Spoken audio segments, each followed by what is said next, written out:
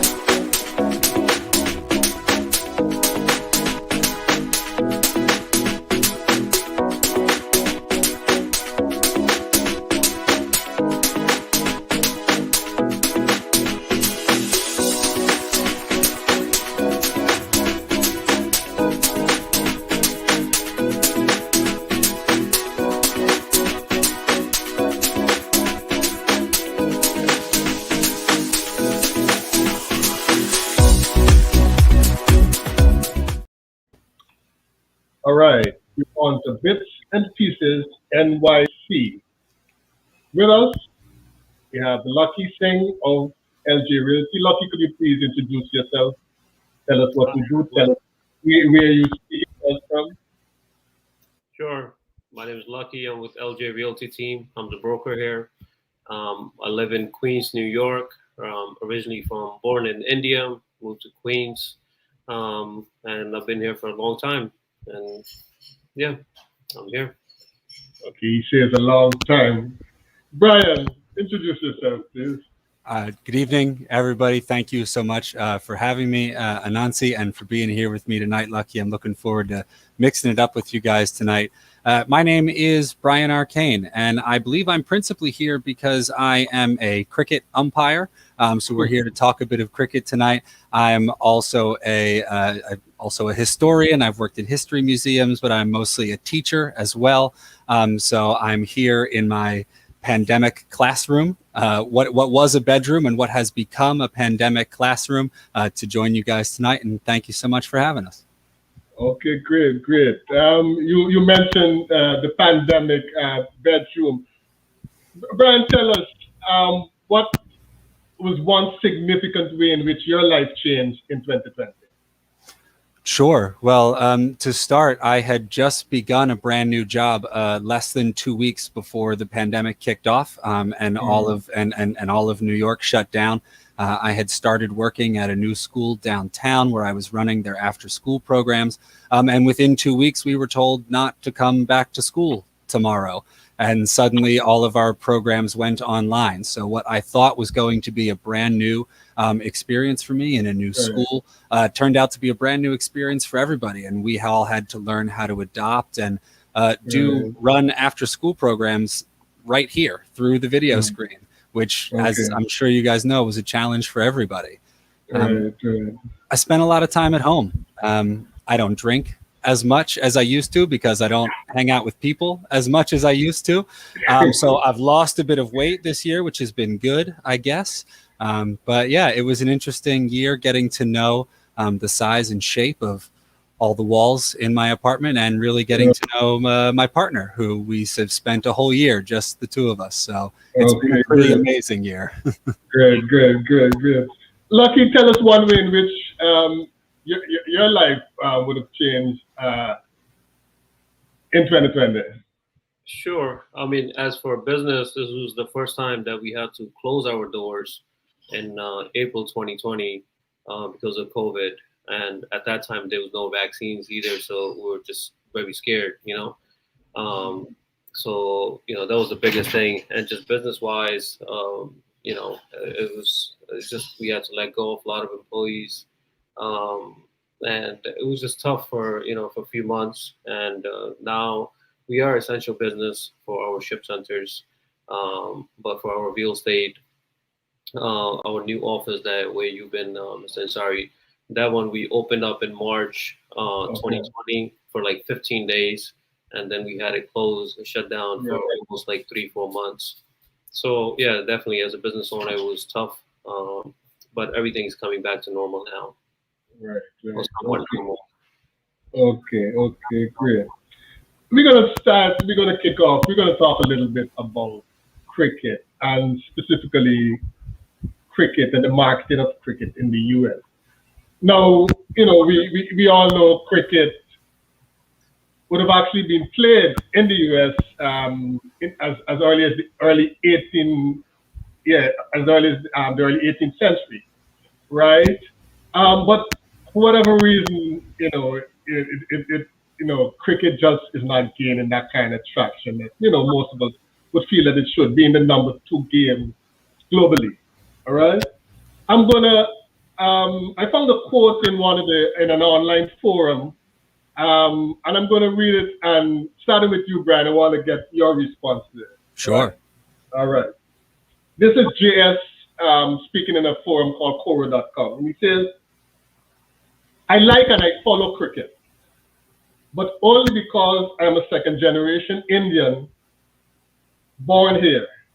If I was a regular white American, there would have been no chance I would even care." How does that resonate with you, Brian?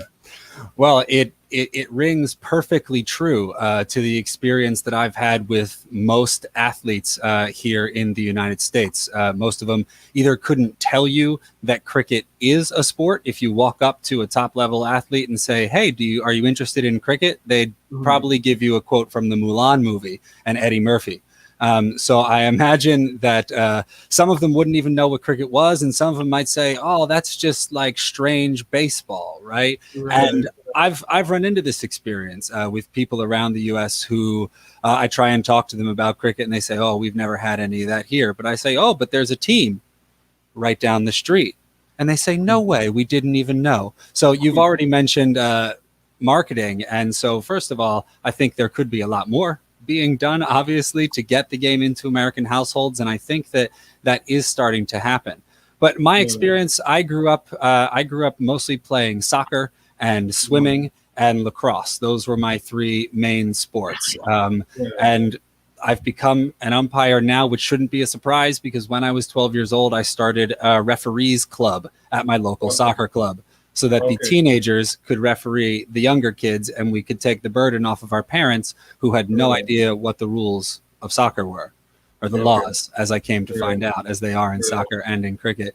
So to me, I think that it hasn't been given enough space because it's very American that it hasn't sort of fought for its space hard enough for long enough yet. I think America is a very one winner takes all kind of society. We Right. see Right. that in what it is to live in New York, in the sort of stratification, of the classes here.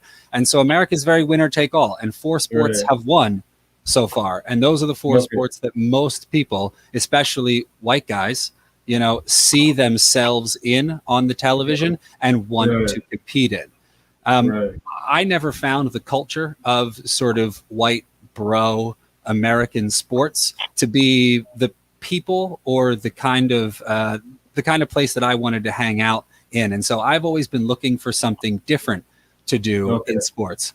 One of the reasons I Okay. love lacrosse is because it's very connected to its history, the Native American history of lacrosse. I love playing Gaelic football and hurling because it's connected to 400 years of fighting against the British Empire. Okay. And I found cricket for similar reasons. Right. Right. Lucky. Brian raises an interesting point where he says Apparently, we have not fought hard enough for cricket. Would you agree? Yeah, I think, but it's getting there. More people are showing interest, so it is definitely in the right direction. And just being just American here, just like football, basketball, baseball, they really like just I think like you mentioned, a few other sports as well, and then cricket doesn't have that priority, I would say, but because it is a great sport and we have billions of fans, around the world, so it's definitely with the United States as well, it will get there. It's in the right direction. Okay. But as someone residing in the U.S. and you would have said earlier you came to the U.S. as a boy, would you say that among the top sport that cricket is your number one? For me, personally, I mean, I was in, I grew up from 10 to 20. My teen years were in Bronx, actually. So in Bronx, it was mainly basketball and a little bit of football, and really, not space for cricket at all, to be honest. But my Right, brother right. showed a lot of interest. My cousins, family members, a lot of them, they did show, yeah, and they still do, and we watch games. But like you said, we're trying to show it to our nephews, our next generation as well, so they can be involved. Because at the end of the day, it is a great sport, and especially now in India, even women's cricket team is getting much better. And they're showing Right. finally after years, they're showing some, they're getting popularity as well. So as like I said before, it's just heading to the right direction. Brian, I'm curious. I mean, you're American, you're a love of cricket, but is that really by chance? When you look back, is there a grandfather who may have come from Ireland or Australia or something like that? Hmm. Well, I think that my father and my grandfather certainly, and my mother, honestly, to an equal amount, all inspired me to be an athlete and to be involved in sport at some level. My father was an American football player, a swimmer, and a baseball player. Okay. Played through school, and his father, my grandfather, was his coach for most of his youth. And then my father was my coach for most of my youth in soccer Good, as good. well as in swimming, not as much in lacrosse. He didn't know how to play that sport. We Okay. discovered that but through his best friend. So my parents and my grandparents certainly inspired me to play sports. My mother joined the cross country team when there was no women's cross country team at her school, and she started it. And when I was Okay. in seventh grade, me and a group of friends started the boys lacrosse team at the same school that my mother and father went to. So I Right, right. certainly have a family tradition in sports, and we have a family tradition in sort of trying to push the barriers in Okay. sports a little bit. Like I said, my Okay. mother was a runner before any other women in her area were. And so I've taken a lot of inspiration from that. But my family does come mostly from Ireland, 4 or 5 generations ago, mostly Okay. in the 1840s during the Irish famine. Like I said, I'm also a historian, so it's my job to keep track of Right, where we right. come from in my family. So we know a lot about when the Canes came over to Ireland and where they moved to in Philadelphia and our sort of lives since then. But no, there isn't a cricket playing tradition in any of that. In fact, I grew Right. up less than a 10-minute drive from a beautiful cricket ground, one of the oldest grounds in the country, the Philadelphia Cricket Club, which is still running cricket today, has been since the mid Okay. 1800s. But that was in a rich part of town that I didn't know I was allowed to go there. Right. So that Oh, was, okay. I didn't know this sort of country club cricket world was a different Right. world, even though it was only 10 minutes away from where I grew up. So Okay. inspired by family, but not really by cricketers. Not really by cricketers. Okay, great. Okay, folks, you're watching Bits and Pieces NYC. And with us, Lucky Singh, realtor, licensed real estate agent and broker with LJ Realty, and educator, historian, cricket umpire, Mr. Brian R. Kane. We'll be back with you shortly.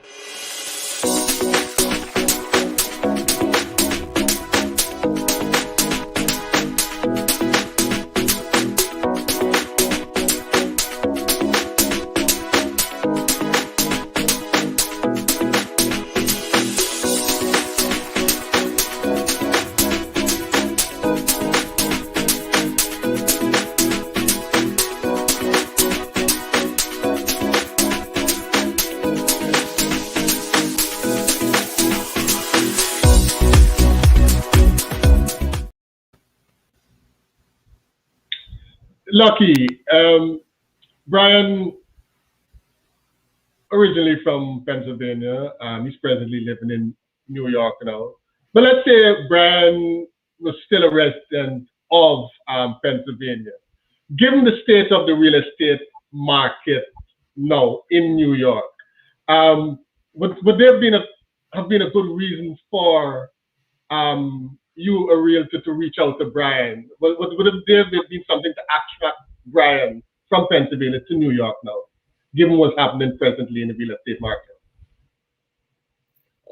So Brian, I would say the market is hot. I mean, for sure. I mean, there's no doubt about that.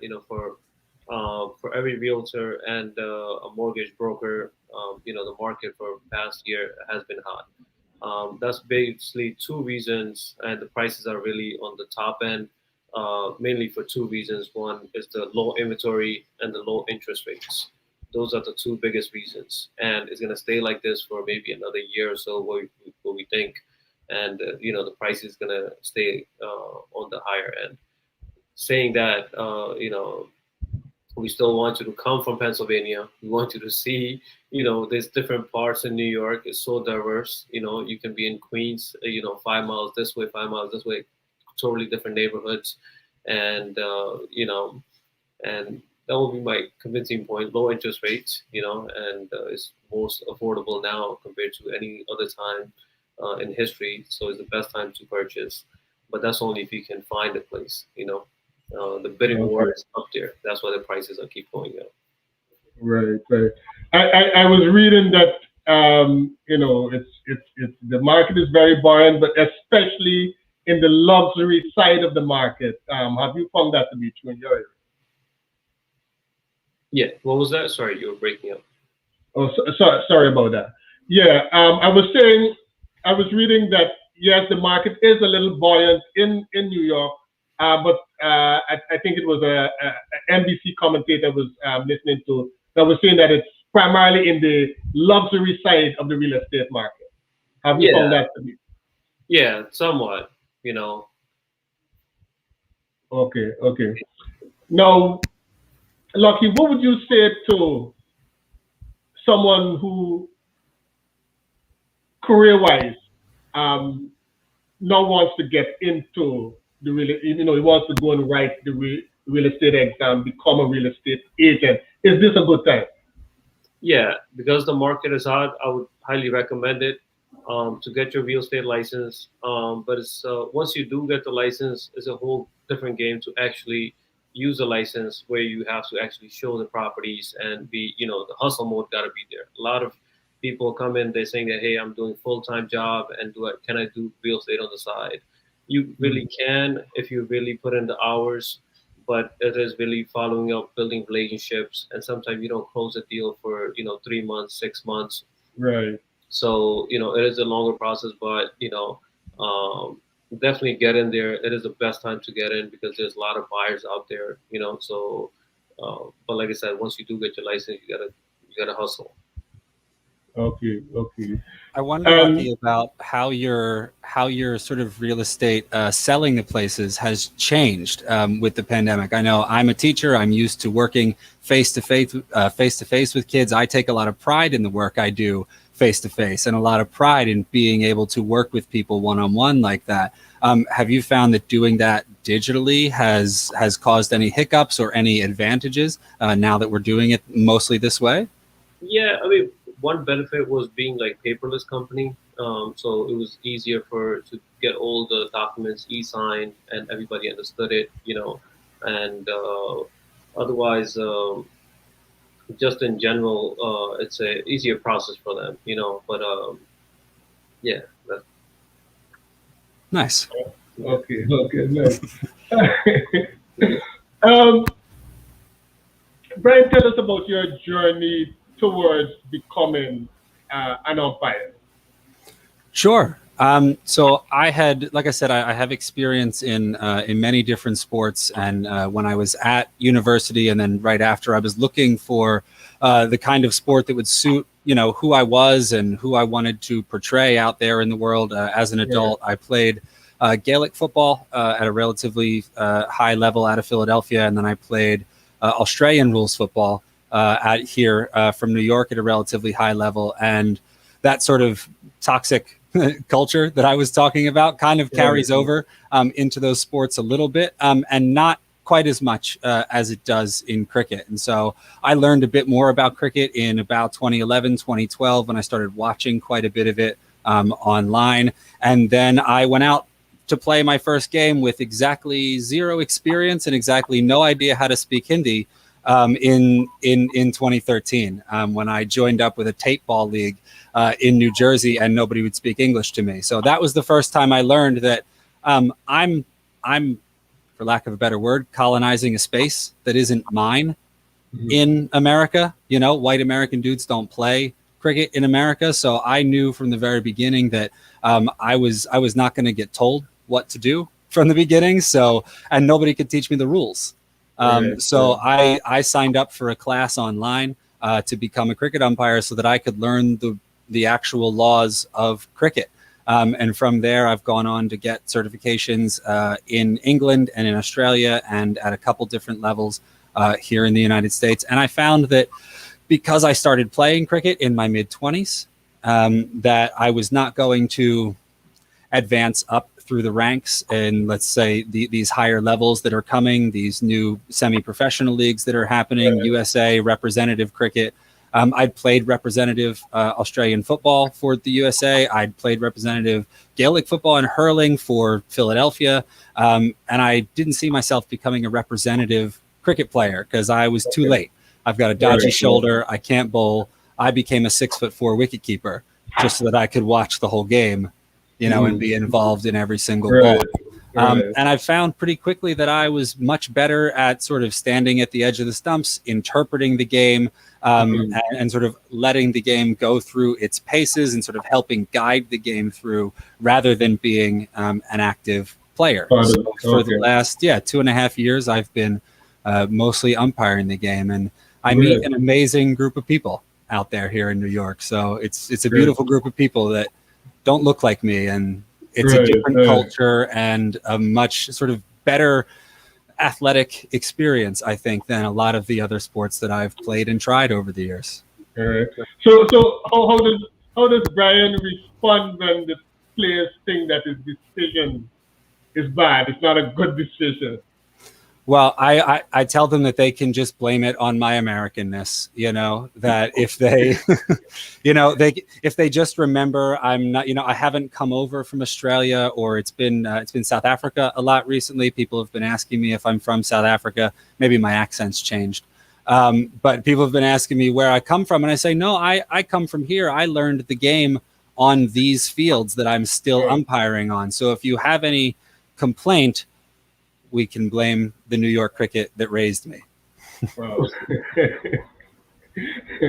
Cricket is played here at a slightly different standard, I'm told, than the rest of the world. So there's always going to be somebody that's pissed off at your decision, right? Exactly. Yeah.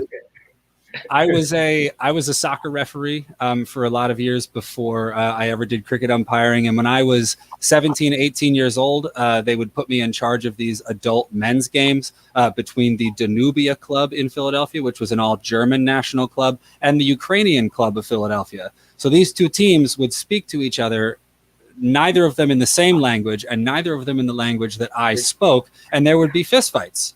Wow. You know, in Northeast Philly, and I'm 18 years old and I'm supposed to be in charge of this game. So no one's thrown a fist in New York City cricket, although everyone still speaks in two different languages and not the one I'm speaking. Lucky, tell us about your own journey. You went to school, you went to college, it would have been in Queens, right? Or City College, CCNY, City College of New York. Right. And being involved in real estate, was that part of your plan? And how did the LJ Realty, how that evolved? And what was your initial vision in starting LJ Realty? Well, thank you for asking. Yeah, I mean, we started 12 years ago when I graduated from college, 2008. I wanted to be an entrepreneur, you know, try something. I did an online business, e-commerce, selling fragrances. on eBay, Amazon. I had our own website, and we started from the basement, and we were shipping a lot of stuff, from there. And we had, we thought of opening up our first ship center like FedEx and UPS. So that was our first store, and from there I became an insurance broker for auto and home and car insurance. We provided that, and then the real estate now we have. We did about I got licensed about 4 years ago now, and we Okay. have 34 agents. So everything just grew, little by little. But I don't try to be on any sales side. I have teams just building. So it's just not an overnight success. It is, it takes 12 years into making. We Right. tried a lot of products, a lot of different things that didn't work. But end of the day, what was benefit to our communities? We're in South Ocean Park and Richmond Hill, Ocean Park in Jamaica, Queens. So 4 locations, and really, some of our locations are the hood, as you call it, but Mhm. they're really like office services, FedEx, UPS, stuff like that. So Okay. it was a long journey, but Okay. And when a customer walks in and out of LJ Realty, what do you want them to take away after they would have visited your office, spoken to you or one of your reps? that they want to come back for more services. We're not about selling one service. For example, I'll give you a small example. We started doing notary about a year ago, and we said free notary. We don't charge for notary. Simple as that. So now we get, in a day, so many people coming in for notary, and then just because of that, they can, buy a house, sell a house, rent a house. Then we have insurance. There's so many different services.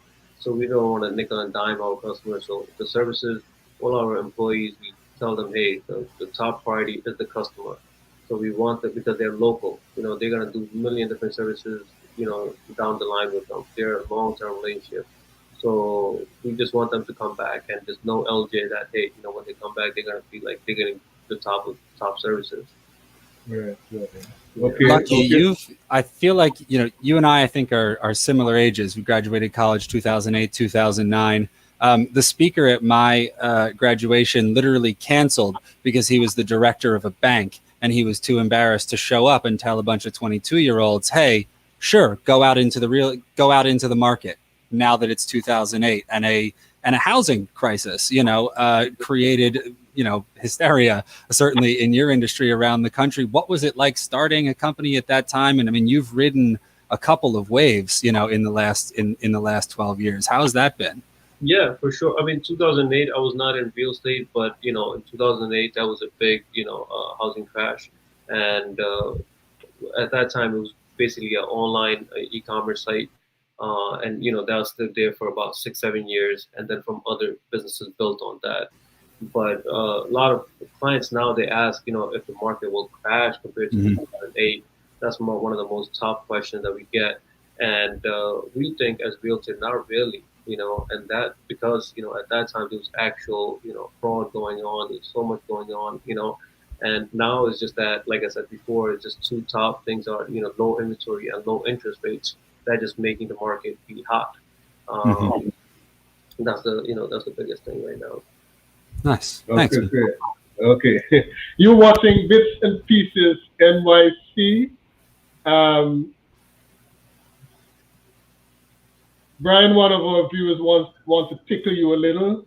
She's saying, Yonette, she's saying, quickly in New York, I hope they know what's a no ball. You want to you want to respond to Yonette?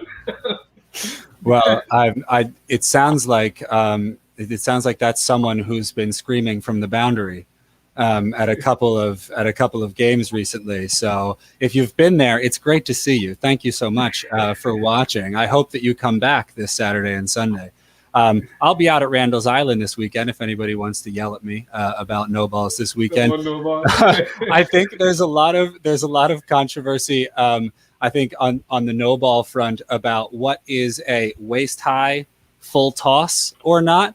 Many bowlers in New York, don't have the same command of their lengths that Kieran Pollard has, and so they will often bowl a ball full pitch that will come directly at a batter's chest or right around their knees. And whether it's at their chest or at their knees is a big point of contention and quite a specific area of the laws that we talk about in our umpires meetings. So normally I just say, no, it's not a no ball. Especially if you've hit the ball for 6, it's okay. You can take those 6 runs and go with it. Nice. Good answer. You're watching Bits and Pieces NYC. We'll be back with you shortly.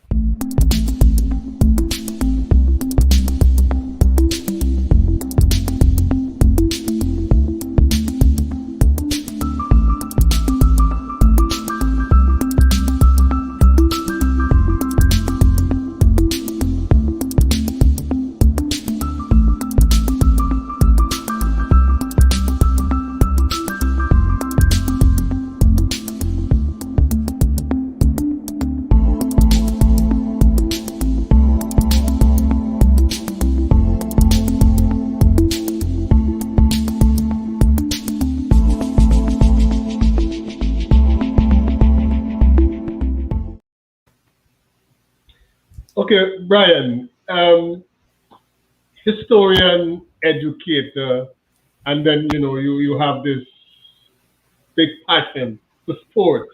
Mm-hmm.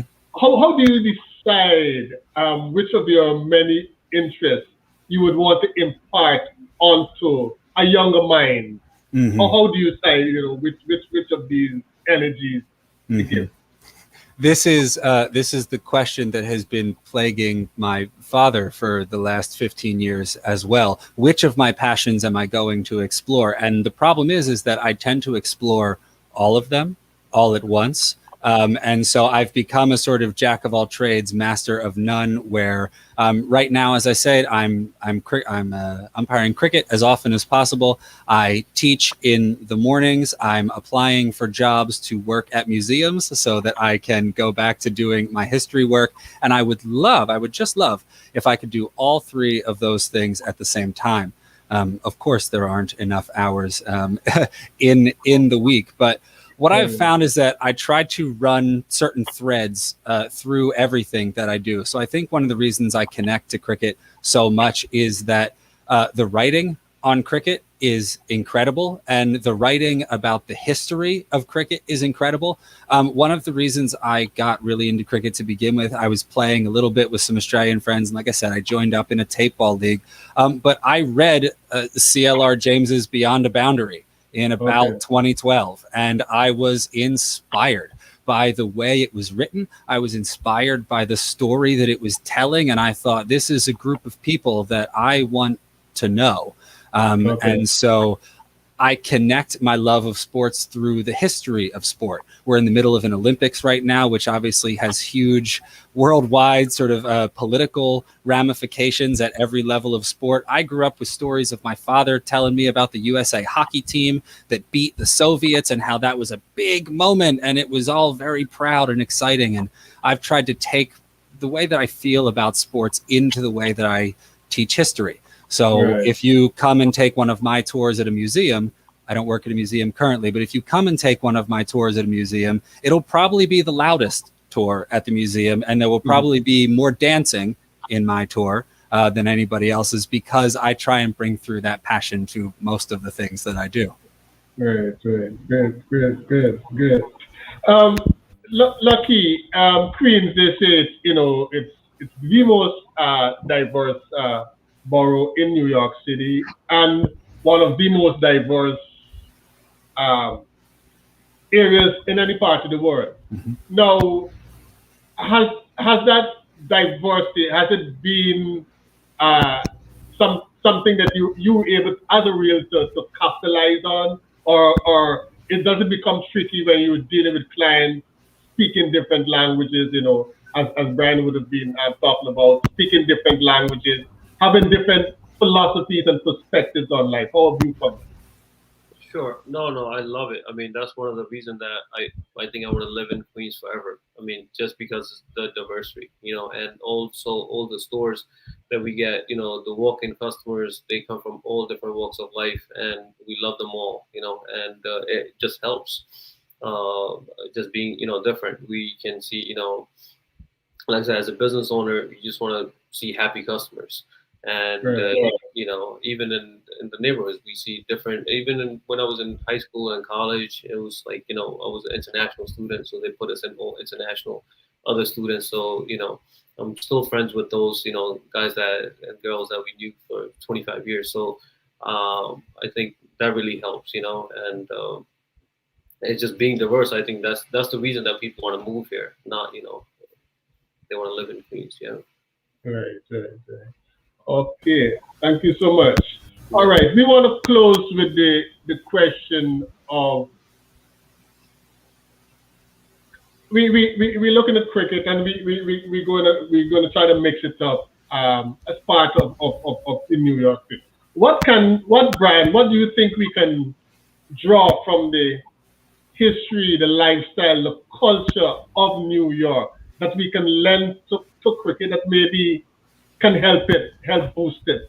hmm I think that New York, as you said, especially Queens, is probably the most diverse place on the planet. And we've mentioned already that cricket is played by billions of people around the world, and a lot of those people end up in Queens and wanting to play cricket. And Right. I wonder how we can harness that Right. to our advantage, being New Yorkers. We, I think, have the largest cricket market in the country, but I tell you, we don't have an ICC approved pitch. We don't have a cricket stadium. We don't have a single turf pitch here in the city where people can go and play their cricket on a natural wicket. We are still rolling carpet and astroturf on top of baseball dirt so that people can play cricket here. And I think that New York has a lot to do with that. It's very expensive to lease and then to adapt land. There isn't much land to lease and adapt left in Okay. this city.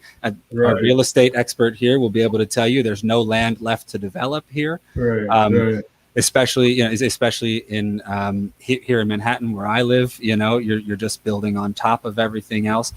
So what I find where I think New York should step up its game is in its facilities and in its logistics for cricket. Right now, we have the largest market, but the best places to play are in Houston, Texas, Okay. or in Central Florida, or in California. So why Right. don't we, as the premier spot for, this is certainly the place where if you're going to have a situation where we have ex-professional players from England or India or anywhere else coming to play over in the U.S. major leagues in the next couple of years, you want to make sure that when they come to the biggest market right here in New York, that we're able to give them a New York welcome, that we're able to give them the fireworks that you would get at a Yankee Stadium, not actual Right. physical fireworks, but the sort of metaphorical fireworks of coming to New York, coming to this big market. And it's here where we should be filling stadiums rather than in Florida or in Houston. Now, I am all about Houston and Florida. And please, when USA Cricket wants to send me there to umpire games, I'll be on a plane tomorrow with my mask on. But other than that, I think that New York has a real opportunity to become a real central hub for cricket if it can do it quickly. I worry that that's not going to happen, but I'm looking forward to and hoping that it does. You're hoping. Yeah. Lucky, it's kind of ironic, right, that there is a lack of cricket real estate in our good old New York. As a realtor, do you think, given what you know about the environment, that can be remedied in any way?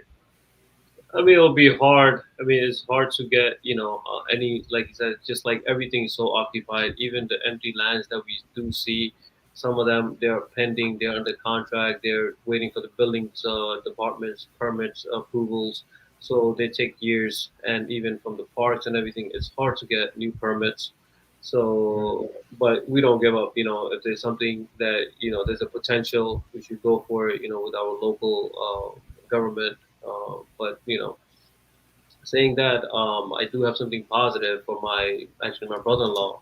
He moved from Queens to deep in Long Island, not too deep in Baldwin, and Okay. and he didn't have much. Like he was really like no friends there. He would just work, come home, and he joined one of this cricket team, and they have the app, and they were really strict with the rules. Going in and out, and it literally changed his life for the better. Okay. And Great. Great. So cricket really connects, So Right. yeah.